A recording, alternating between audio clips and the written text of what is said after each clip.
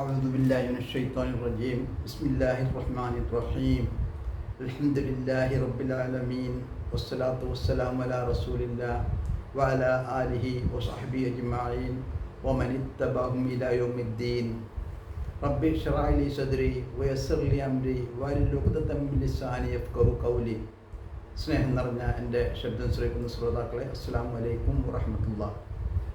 ഇന്ന് നമ്മുടെ രണ്ടാമത്തെ ക്ലാസ്സിൽ നമ്മൾ മനസ്സിലാക്കാൻ പോകുന്നത് ലമീറുകളെ കുറിച്ചാണ്. ഇസ്മ എന്താണെന്ന് നമ്മൾ മനസ്സിലാക്കി. എന്തൊന്നിൻ്റെ പേരാണോ അതൊക്കെ ഇസ്മുകളായിരിക്കും. ഇസ്മിൻ്റെ പകരമായിട്ട് ഉപയോഗിക്കുന്ന പദങ്ങൾക്കാണ് ലമീർ എന്ന് പറയുക. ലമീർ നമ്മൾ മലയാളത്തിൽ പറയുമ്പോൾ സർവനാമം, ഇംഗ്ലീഷിൽ പ്രൊനൗൺ എന്ന് പറയുന്നത് പോലെ അറബി ഭാഷയിൽ ലമീർ എന്നാണ് സർവനാമത്തിന് പറയുക. ലമീർ എന്ന ഈ ടോപ്പിക്ക് വളരെ പ്രധാനമാണ്. എന്ന് പറഞ്ഞാൽ ഈ അറബി ഭാഷയിൽ ഒരു നെടുന്തൂണാണ്. ഇതിനെ ബേസ് ചെയ്തിട്ടുകൊണ്ടായിരിക്കും ഇനി അടുത്തുള്ള സബ്ജക്റ്റുകളൊക്കെ വരുന്നത്. അതുകൊണ്ട് ഈ ലമീർ പഠിക്കൽ വളരെ അനിവാര്യമാണ്. വളരെ ഫ്ലുവൻ്റായിട്ട് തന്നെ പഠിച്ച് വെക്കുക തന്നെ വേണം. ഇതിന് 14 രൂപങ്ങളാണ്. വളരെ എളുപ്പമായി പഠിക്കാൻ കഴിയുന്ന കാര്യമാണിത്. വളരെ പ്രധാനമേറിയ സബ്ജക്റ്റാണ്. എന്നാൽ പഠിക്കാനാണോ വളരെ എളുപ്പമാണ്. അതെങ്ങനെയാണെന്ന് നമുക്ക് നോക്കാം. അപ്പം അവൻ എന്ന് പറയുമ്പോൾ അവൻ അറബി ഭാഷയിൽ നമ്മൾ പറഞ്ഞ് ഒരാൾക്ക് പ്രത്യേക പദം ഉപയോഗിക്കണം, രണ്ടെണ്ണത്തിന് പ്രത്യേക പദം ഉപയോഗിക്കണം, രണ്ടിൽ കൂടുതലുണ്ടെങ്കിൽ ജമ്മാവുകയുള്ളൂ. അപ്പോൾ അവൻ എന്ന് പറയുമ്പോൾ അവൻ ഒരാളാണ്, പുരുഷനാണ്. പറയുന്നത് ഞാനല്ല, കേൾക്കുന്നത് നിങ്ങളല്ല, മറ്റൊരാളെയാണ് അവൻ എന്ന് പറയുക. അല്ല, അറബിയിൽ ഗായിബ് എന്നാണ് പറയുക. ഗായിബ് അവൻ, അതിന് അറബിയിൽ പറയുന്ന പേരാണ് ഹുവ. ഹുവ എന്ന് പറയുമ്പോൾ അവൻ, ഹുവ അവൻ.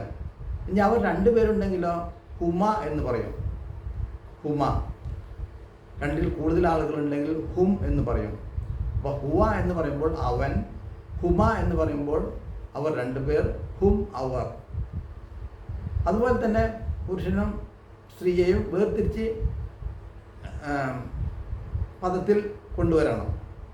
അവൻക്ക് പകരം അവൾ എന്ന് പറയാൻ ഹിയ എന്നാണ് ഉപയോഗിക്കുക.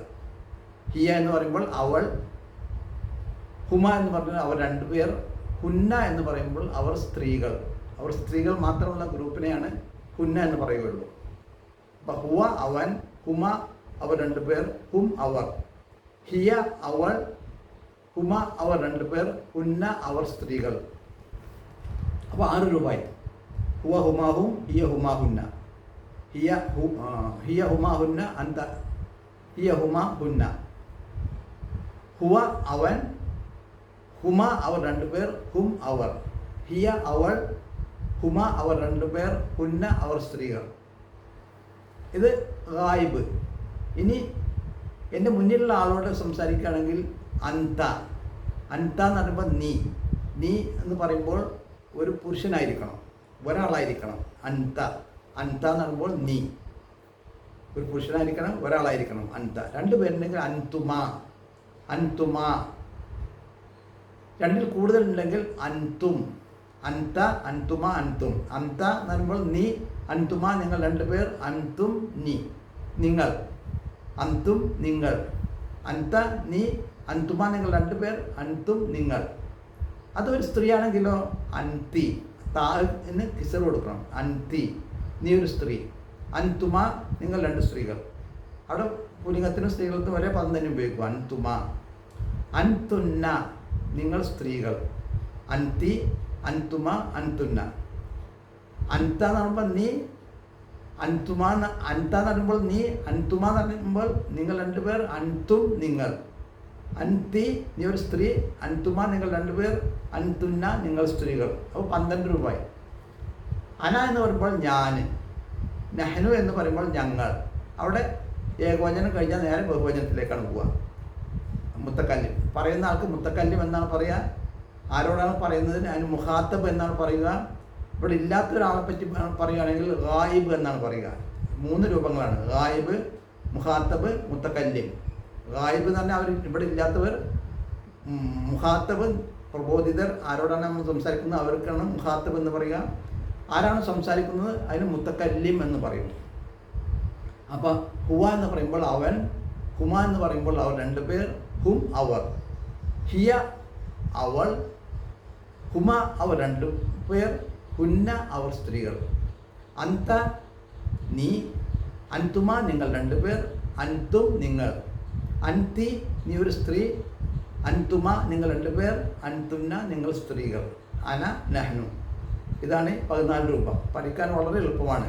നമ്മൾ ഈ വ്യത്യാസം മനസ്സിലാക്കിയാൽ മതി. ഒന്നിന് പ്രത്യേക പദം ഉപയോഗിക്കണം, 2 പ്രത്യേക പദം ഉപയോഗിക്കണം, 2 കൂടുതലെങ്കിലേ ജമ്മാവുള്ളൂ.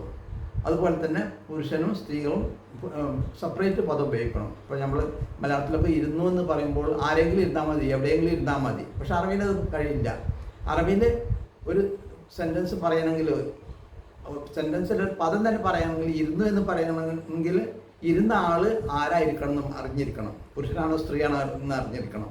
ഒരാളാണോ 2 ആളാണോ 2 കൂടുതലാണോ ഇരുന്നതെന്ന് അറിഞ്ഞിരിക്കണം.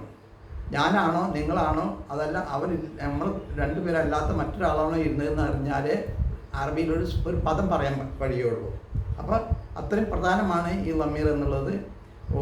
വളരെ പ്രധാനപ്പെട്ട വിഷയമാണ് ഈ ലമീർ. അപ്പോൾ അത് ഇനി അങ്ങോട്ടും മുന്നോട്ടുള്ള എല്ലാ പഠനങ്ങളിലും ഇതിൻ്റെ ബേസ് ചെയ്തിട്ട് കൊണ്ട് തന്നെ ആയിരിക്കും അടുത്ത സബ്ജക്റ്റുകളൊക്കെ വരുന്നത്. അതുകൊണ്ട് തന്നെ ഇത് ഈ പഠനത്തിൻ്റെ നെടുന്തൂണാണ് എന്ന് മനസ്സിലാക്കി ഈ 14 രൂപ നമ്മൾ മനസ്സിലാക്കി വെക്കുക. ഇതിൻ്റെ തുടക്കത്തിൽ അതിൻ്റെ ഫോട്ടോ അതിൽ വെച്ചിട്ടുണ്ട്. അത് എഴുതിയിട്ട് വെക്കുക തന്നെ വേണം. ഇത് എപ്പോഴും നമുക്ക് ഉപയോഗിക്കേണ്ട പദമാണ്. എത്രയോ പ്രാവശ്യം ഖുർആനിൽ വന്നിട്ടുള്ള പദങ്ങളാണ്. ഇതിൻ്റെ എവിടെ നോക്കിയാലും ഈ ഒരു അർത്ഥം തന്നെയാണ് ഉണ്ടാവുക. ഇപ്പോൾ ഖുർആനിൽ വന്നിട്ടുള്ളത് ഹുമാന് 160 പ്രാവശ്യം വന്നിട്ടുണ്ട്. ഒരു അൻത്ത് എന്നുള്ളത് 98 പ്രാവശ്യം വന്നിട്ടുണ്ട്. നഹ്നു എന്നുള്ളത് 86 പ്രാവശ്യം വന്നിട്ടുണ്ട്. നമ്മൾ സൂറത്തുൽ ബഖറയിലെ ആദ്യത്തെ 5 ആയത്ത് ഓതുകയാണെങ്കിൽ തന്നെ നമ്മൾ ഇപ്പോൾ ഈ പഠിച്ച പദങ്ങൾ 4 പ്രാവശ്യം വന്നിട്ടുണ്ട്. അൽഫിലാമിൽ തൊട്ടിട്ടുള്ള 5 ആയത്തുണ്ടല്ലോ ഒരു പേജിലെ, ആ 5 ആയത്തിൽ തന്നെ 4 പ്രാവശ്യം ഈ ലമീർ വന്നിട്ടുണ്ട്. അപ്പോൾ എത്രയോ 100 കണക്കിന് പ്രാവശ്യം ആവർത്തിച്ച് വരുന്ന പദങ്ങളാണ് ഈ ലമീറുകൾ എന്ന് പറയുന്നത്. അപ്പോൾ അതുകൊണ്ട് അത് അത്തരം പ്രധാനത്തോടുകൂടി തന്നെ മനസ്സിലാക്കണമെന്ന് പറയുകയാണ്. അള്ളാഹു എളുപ്പമാക്കി തരാൻ വേണ്ടി അള്ളാഹുവിനോട് പ്രാർത്ഥിക്കാൻ, അള്ളാഹുവെ ഞങ്ങൾ ഈ പ്രയത്നം വളരെ ലളിതമാക്കി തന്ന് ഞങ്ങൾക്ക് മനസ്സിലാക്കി തരണമേ എന്ന് പ്രാർത്ഥിച്ചുകൊണ്ട് ഇന്നത്തെ ഈ ടോപ്പിക് അവസാനിപ്പിക്കുകയാണ്. അസ്സലാമു അലൈക്കും വറഹ്മത്തുള്ളാഹി.